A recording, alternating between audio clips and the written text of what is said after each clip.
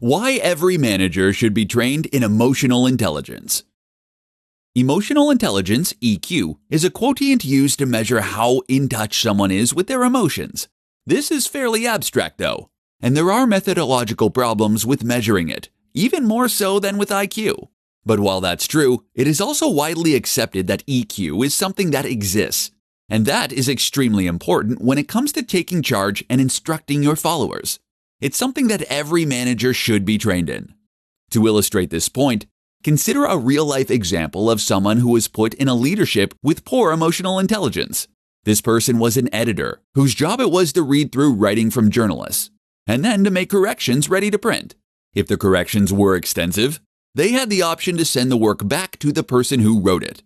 For their very first job, the editor received a large article that a journalist had written over the course of several days. The writer was proud of this work and had worked extremely hard. But the editor found several faults with the formatting, the grammar, and more. So what they did was to make a public example of the writer.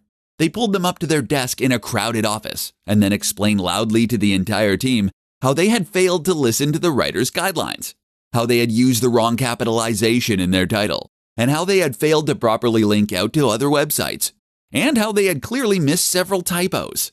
They made no mention of the many positive points of the article, and they were rude about the overall quality. The result? The writer felt completely underappreciated for the work they had put in.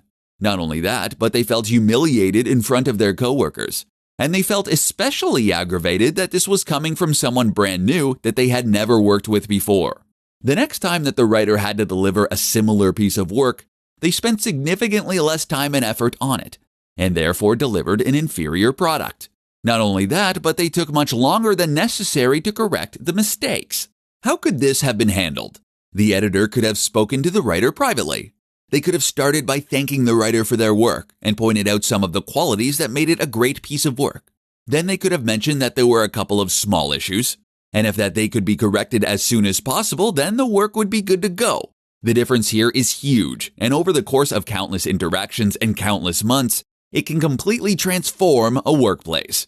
EQ is critical to leadership.